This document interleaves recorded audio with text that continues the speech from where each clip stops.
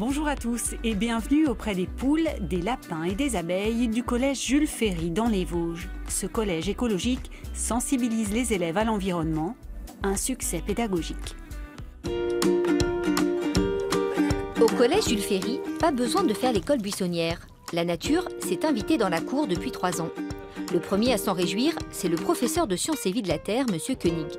À peine quelques minutes de leçon et il emmène déjà ses nouveaux élèves faire classe dans la cour. Donc on a ici ce qu'on appelle le jardin mellifère. À quoi est-ce qu'il pourrait servir ce jardin? Est-ce que vous savez? Oui, c'est pour les abeilles, tout à fait. Donc je vois que les élèves, généralement, ils sont beaucoup plus intéressés lorsqu'ils peuvent manipuler, lorsqu'ils peuvent voir, plutôt que d'avoir un document sous la main. Le réel permet vraiment de capter l'attention, de pouvoir découvrir des choses. Elle ne va pas vous sauter dessus, j'ai ici une petite araignée, d'accord? Deuxième arrêt, la mare, creusée par les élèves et dans laquelle barbotent poissons rouges et grenouilles. Autour, les élèves sont attentifs. Une classe grandeur nature, c'est quand même mieux. J'ai appris certaines variétés de plantes. J'ai vu les animaux, comment ils vivaient, les catégories.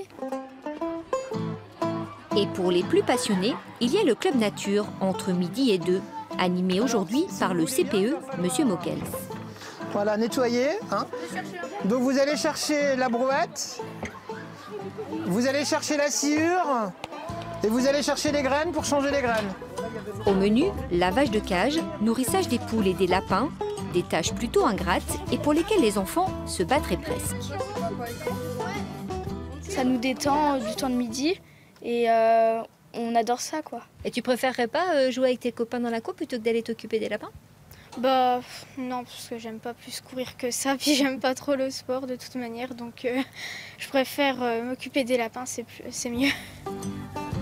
Il y a même de petits apiculteurs chargés de soigner les abeilles, récolter le miel et réparer les ruches. On a pas mal d'élèves qui sont inscrits au club nature qui sont plutôt agités dans la cour.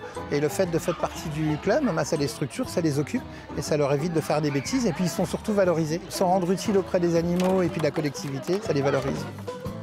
Si l'expérience marche, c'est parce que le principal du collège est convaincu qu'elle améliore leur bien-être et l'apprentissage. Les élèves, c'est un sentiment, à notre avis, d'apaisement. C'est-à-dire qu'ils se déplacent, ils ont le droit de venir dans l'herbe.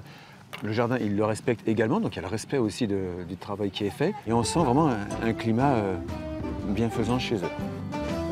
Au Tillot, les collégiens apprennent donc à vivre toute l'année avec leur environnement, écolo sans s'en rendre compte, tout naturellement. Créer un Airbnb solidaire, c'est le projet d'une association du Pays Basque qui vient de mettre en place une plateforme réservée aux travailleurs pauvres pour qui un logement classique est souvent inaccessible. Dans cette maison, nous avons de l'espace qui n'est plus utilisé. Souvent en déplacement, cette famille regrettait de laisser sa maison vacante, d'où l'idée d'y accueillir des salariés en difficulté. Elle a créé une association, Help Me Up, qui veut réunir les particuliers prêts à s'engager dans cette démarche. Soit des appartements ou des maisons un peu trop grandes où il y a un petit peu d'espace à partager. Ça peut être également des chambres d'hôtes qui souhaitent améliorer leur taux d'occupation.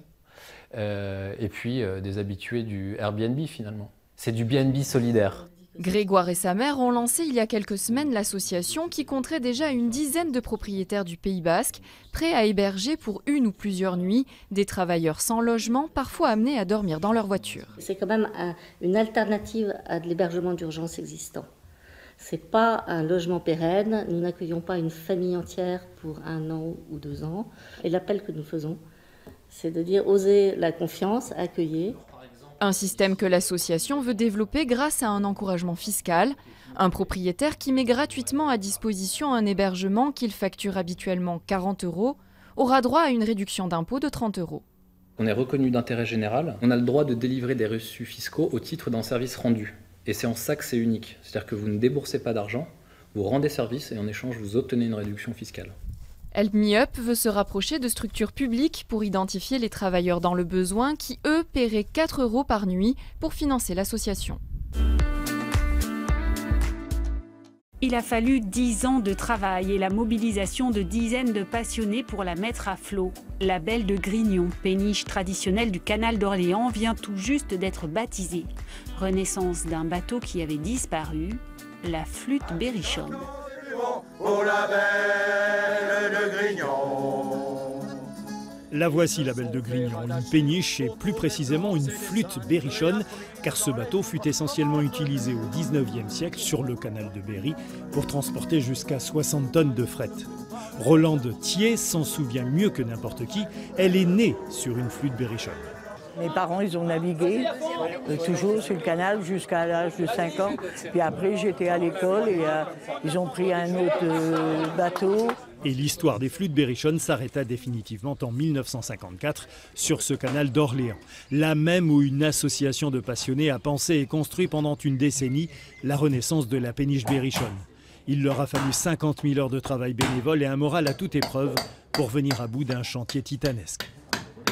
Le bateau, c'est 40 mètres cubes de chaîne, des centaines de boulons qu'on a forgés, 7000 pointes, je crois, qui ont été enfoncées. Et tout ça, c'est du travail de petites mains, donc par des personnes qui, il y a quelques années, n'auraient pas pensé faire ça, même moi le premier.